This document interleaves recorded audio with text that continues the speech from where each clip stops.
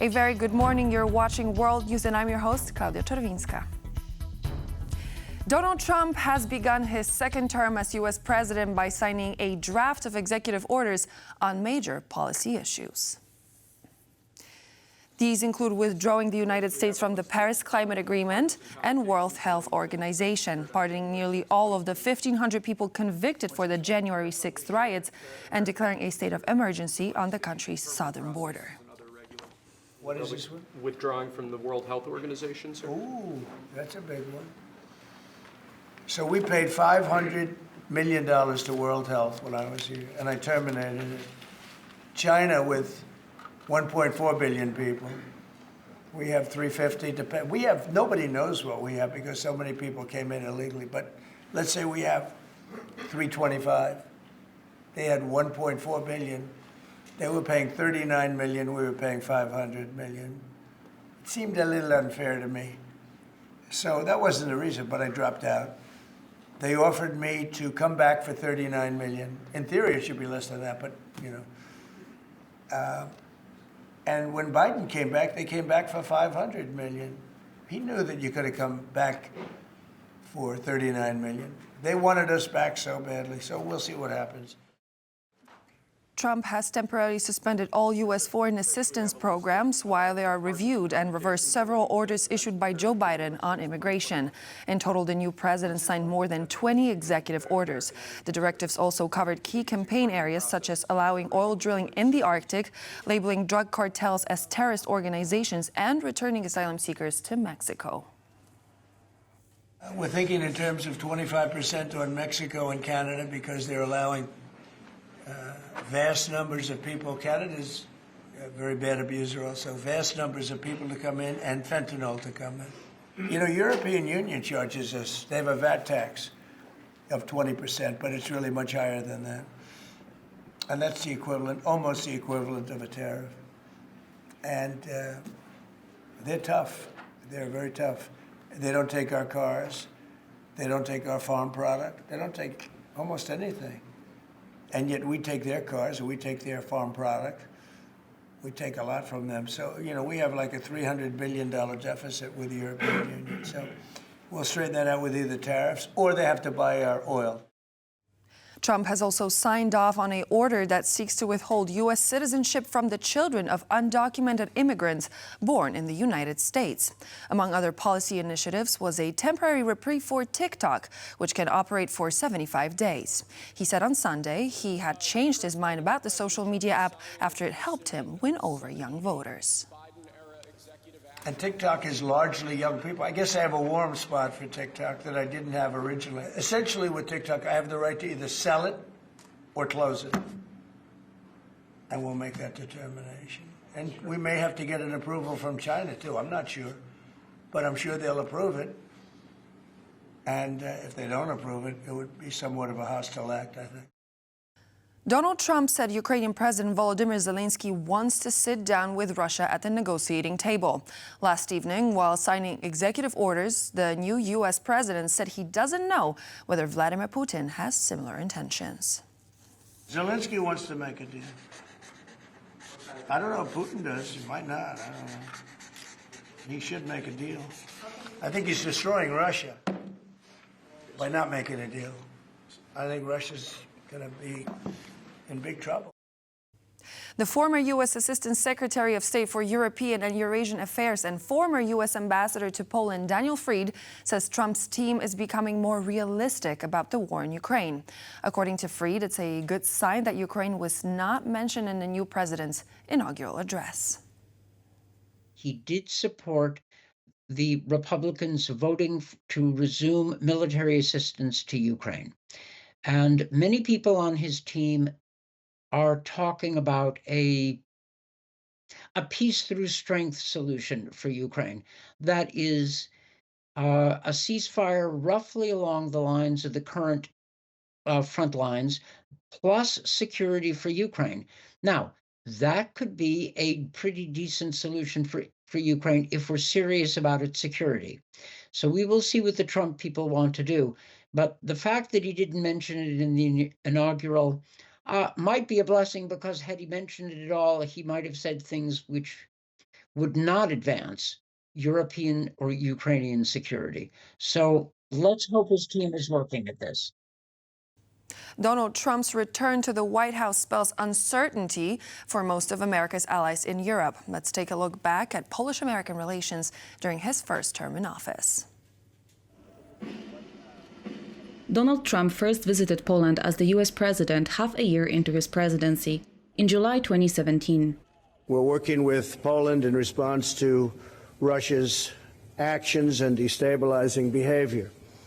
And we're grateful for the example Poland has set for every member of the NATO alliance by being one of the few nations that actually meets its financial obligations. Defense spending was one of the defining issues of Trump's relations with Europe during his first term, and Poland's continuous commitment to spend above NATO's minimum requirements had a positive influence on Trump's stance towards Poland. Thank you very much. Poland and the US signed several security agreements during the Trump presidency, significantly increasing the number of American soldiers stationed in Poland. There are approximately 10,000 US troops in Poland as of 2025. As stated in the joint declaration, the United States and Poland continue to enhance our security cooperation. Conservative Polish President Andrzej Duda maintained a good relationship with Trump in the last 4 years, and even planned to attend an event in Pennsylvania alongside Trump during the presidential campaign, although the meeting did not take place in the end. Well, we have great respect for the country, and we have great respect for the president. As you know, we've had a very good and personal relationship. Never had even a problem, not even a minor problem.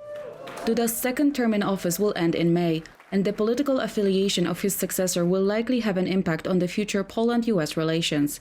Historically, Trump has had a good relationship with conservative leaders, well to the right of the centrist coalition currently governing Poland. Contrary to Duda, Polish Prime Minister Donald Tusk cannot boast a strong relationship with the incoming US president. The two butted heads over several issues during Tusk's term as president of the European Council. Looking at the latest decisions of President Trump, someone could even think, with friends like that, who needs enemies? Tusk has nonetheless congratulated Trump on his electoral victory in November. Outgoing US Ambassador to Poland Mark Brzezinski highlighted the strength of Polish-American ties amid the ongoing war in Ukraine and called Trump a friend to Poland. We want the next US president to be successful, no matter who it is. I can assure you that the close friendship between Poland and the United States will continue. Both Vice President Harris and former President Trump visited Poland and have great things to say about Poles. And they both agree that Poland plays an important role in ensuring the security and prosperity of Europe. Both Poland and the US hold strategic interest in maintaining a strong bilateral relationship. Donald Trump may require NATO allies to spend as much as 5% of their GDP on defense, says Michael Carpenter, who served as Senior Director for Europe at the National Security Council during the Biden administration. In an interview for TVP World, Carpenter added, however, that he doesn't expect any action on NATO from the new president for the next few months. There has been an undercurrent coming from President Trump for years, if not decades, suggesting that the United States is not getting a good deal out of NATO and that our allies need to contribute more to the defense and deterrence capabilities in the alliance, primarily by spending more money on their defense. So there has been a floor of 2% is sort of the goal that we expect all allies to achieve. It's quite possible that the Trump administration will say that that floor is too low and that we need to raise it, even as high as, say, 5%. Now, that's frankly politically unachievable for most of our European allies, but that's where I expect the discussion on NATO will probably head in the coming months. But again, I don't think this is a day one priority for the Trump administration, so I don't expect any kind of action on NATO, at least for a few months. While the eyes and ears of the world were on the inaugural speech of the U.S. President Donald Trump, Ukrainians watched with their fingers crossed, hoping for any sign of support for their country. A group of Ukrainians and their supporters gathered to watch the speech at the Ukrainian House in Davos, Switzerland, while the World Economic Forum began yesterday, with some expressing cautious hope, even though the war in their country went unmentioned. It's shocking a little bit, but America helps Ukraine a lot, and I'm as Ukrainian.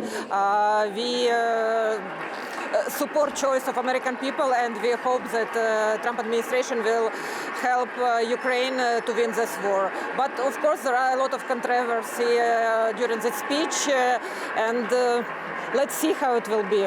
I hope he will do something for Ukraine, and he will show his power. I hope for that, but I don't trust in that. I have hopeful expectations. I think Trump understands what it means to be strong and to put Ukraine in a most strongest position of leverage. And one of those ways is using frozen Russian assets. To seize them would show that Russia's not getting that money back. It won't have ways to continue financing its war. It's also a part of effective sanctions. So a weaker Russia is in the interest of the United States. In Switzerland, day 2 of the World Economic Forum is underway. Ukrainian President Volodymyr Zelenskyy is due to address political leaders and business figures gathered in the mountain resort of Davos. Other leaders speaking today include President of the European Commission, Ursula von der Leyen, German Chancellor Olaf Scholz, and the President of South Africa, Cyril Ramaphosa. Polish President Andrzej Duda is also in attendance. The delegates are due to discuss how to tap the potential of artificial intelligence and the use of energy and materials.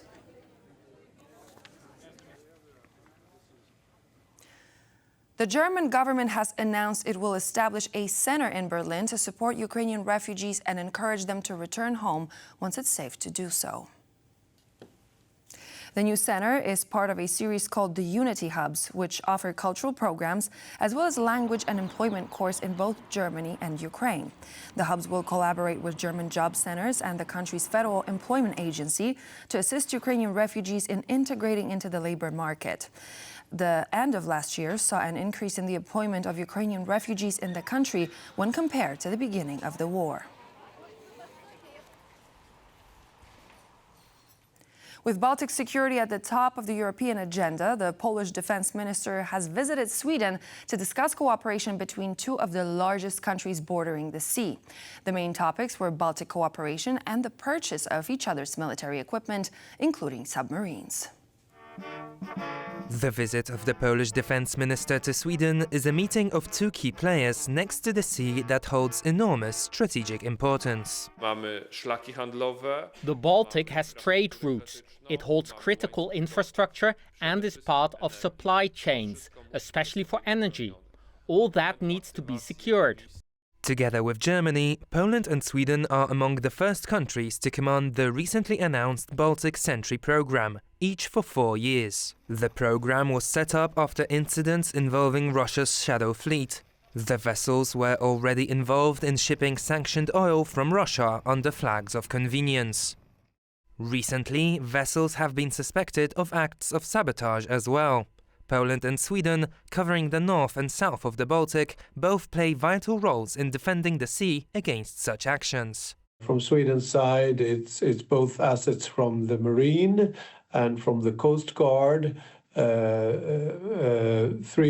vessels from the fleet, and then I think 4 vessels from the Coast Guard, and then one of these airborne surveillance and control aircraft. Submarines will be vital in defending the Baltic. Not only do modern submarines have sensors that can detect clandestine operations much sooner than surface vessels, they also act as a deterrent due to their invisibility. So knowing that these very potent and modern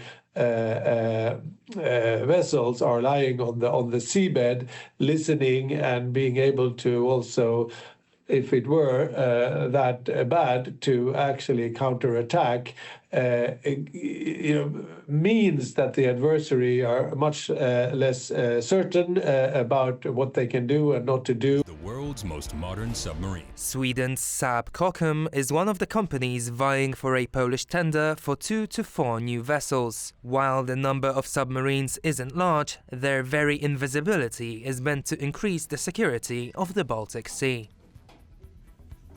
And with that, we end our service, but please do stay tuned here on TVP World as we're back in just a moment with more interviews and news.